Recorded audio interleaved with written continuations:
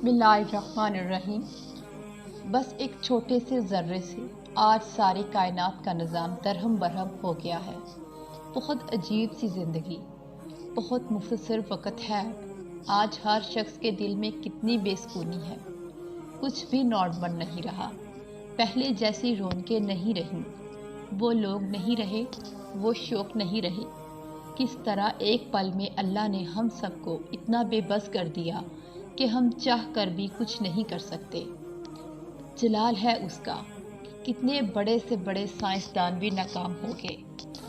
बस एक ज़र्रा ही तो है बीमारी का, छोटा सा ज़र्रा, जिसे बाकी काम अल्लाह के बगैर कर रहे थे, तो ये भी अब उसके बगैर करके दिखाओ। नहीं कर सकते ना।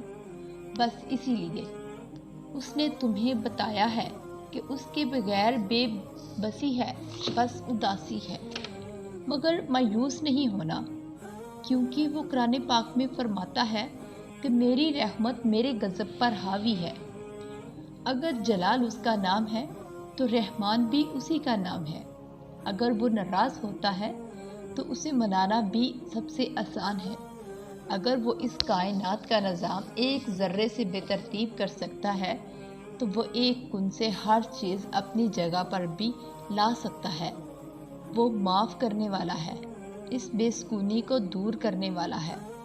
जहाँ आज हम हैं वहाँ अब हमें डरना चाहिए। जो उससे डरते हैं उन पे ही रहम किया जाता है। देर से गर्ज नहीं उसे, वो बस तुम्हें ये याद करवा रहा है कि अब भी एक अल्लाह है।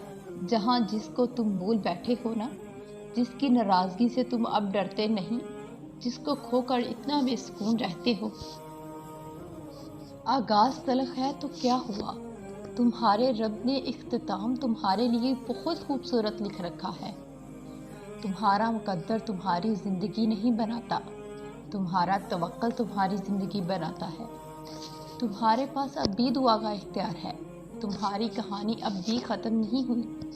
तुम्हारी तौफीक ही कबूलियत की सबसे बड़ी दलील है। तुम्हारा सब्र गवाह है कि तुम्हारे लिए कुन फयकून लिखा जा चुका है और तुम्हारे सब्र का सिला अब तुम्हें मिलकर रहेगा।